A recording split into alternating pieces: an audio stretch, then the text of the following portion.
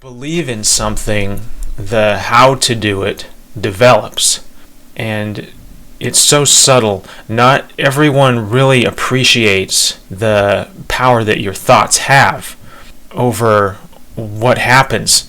Say, for example, when you're asleep and you're dreaming, say you're faced with some kind of like a scary presence in front of you, a monster's in front of you, and you are instilled with fear, and you just take a second to change your attitude. You find if you can just change your attitude in front of that, because you're just making it up anyway, the monster in front of you. It's just your own little world inside of you. And when you can change your attitude and change yourself from fear into, you can do any number of things, I guess, but say like you take an attitude of embracing the monster as part of you, just embrace it with love, and instantly everything just changes.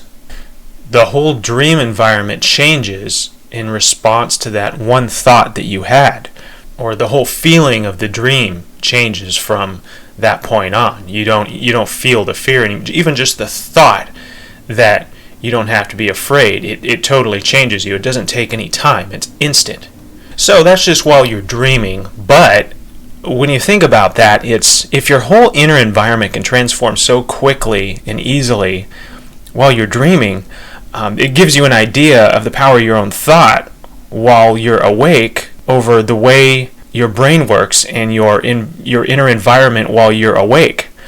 And we know this about like when the power of positive thinking and the effect it has. Like I'm reading a book right now, The Magic of Thinking Big.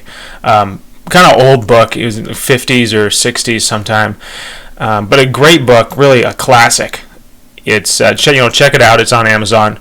The Magic of Thinking Big. I don't remember the author. I'm only like 10% of the way through it, and I'd already recommend it. I guess it's sort of business oriented, but I don't know. We'll see. But anyway, there's a lot of books like that with that kind of idea in mind, where the power of your thoughts, positive thinking, or whatever various authors want to call it, and all the points that they make about it, it's getting to be very well known that the way you think really has a huge influence over. I mean, it's kind of obvious over what you do, over what you're capable of, and even so, the idea of just using these little thoughts, it might seem kind of innocuous for something, for like improving your vision, which it might seem like you gotta whip your eyes into shape or actually kind of do something and not just think a little bit. That's not going to have any effect, or so you think.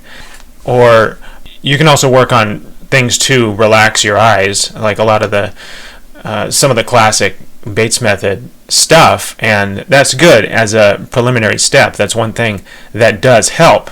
It helps you get to the point where you can do some effective stuff. But at some point you do have to get down to how you think, because that's what's continually feeding your problem, or feeding the way you are right now and the way that your mind is working.